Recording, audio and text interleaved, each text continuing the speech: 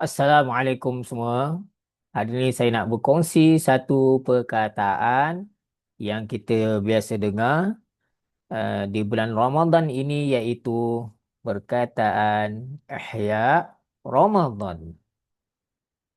Baik, perkataan Ihya ini bermaksud menghidupkan, dan perkataan ini berpunca pada perkataan Ahya.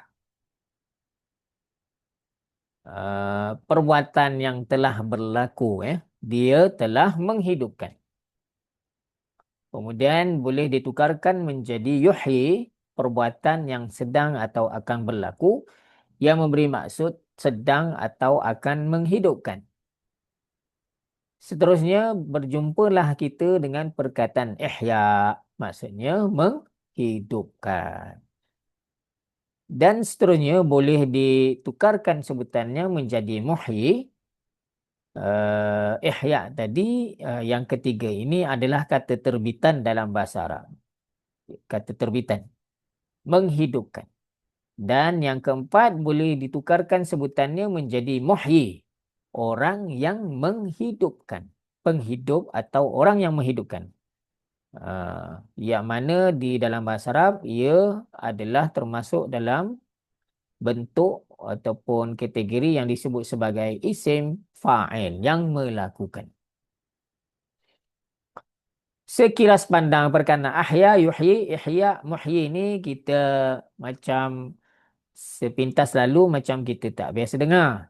Tapi sebenarnya kalimah-kalimah ini, perkataan ini kita dah biasa dengar ataupun jumpa dalam bacaan doa harian, dalam zikir, ya, ataupun nama-nama.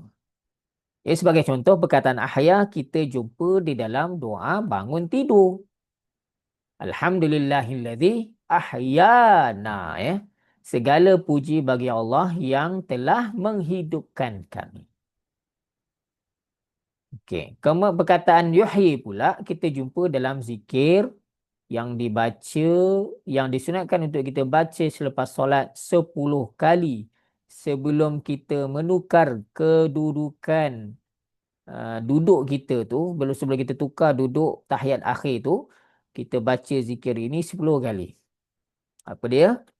La ilaha illallah wahdahu la syarikalah, lahul mulku wa lahul hamdu, yuhyi wa yumit, wa huwa ala kulli syai'in qadir. Kita jumpa perkataan yuhyi, iaitu dia menghidupkan.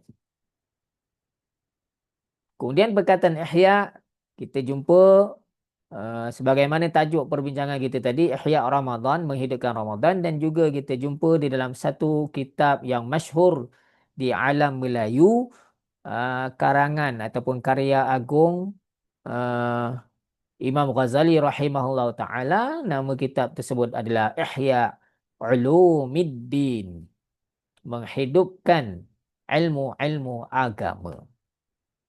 Dan yang terakhir, perkataan muhyi pula kita jumpa pada nama-nama orang Melayu. Antara dia adalah Muhyiddin, ya, Muhyiddin. Yang ini ada berlaku pelbagai cara orang Melayu menyebut. Ada yang sebut Mahyudin, ada sebut Muhyiddin. Tapi yang betulnya adalah Muhyiddin. Muhyi maksudnya penghidup, yang menghidupkan ataupun penghidup agama, yang mana ia merupakan salah satu gelaran kepada Imam Nawawi rahimahullahu ta'ala. Nama sebenarnya adalah Abu Zakaria Yahya bin Sharaf An-Nawawi. Digelar dengan Muhyiddin An-Nawawi, penghidup agama, yang mana beliau masyhur dengan kitab-kitab berikut, Riyadhus Salihin, Al-Azkar dan sebagainya. Cuma yang ini banyak bersilah, di kalangan orang Melayu ni, ada yang sebut Mahyudin, Muhyiddin dan lain-lain, tapi yang tepatnya adalah Muhyiddin. Jadi itulah sedikit perkongsian saya nak menunjukkan bahawa walaupun perkataan Arab ini berubah-ubah sebutannya daripada satu bentuk kepada bentuk yang lain, tapi kadang-kadang kita tak perasan sebenarnya bentuk perubahan ini dah ada kita dengar, sama ada ia dah digunakan di dalam bahasa Melayu dalam bentuk nama, ataupun ada dalam zikir-zikir, wirid-wirid doa harian. Wallahu alam. Kita jumpa dalam video yang seterusnya. Wassalam.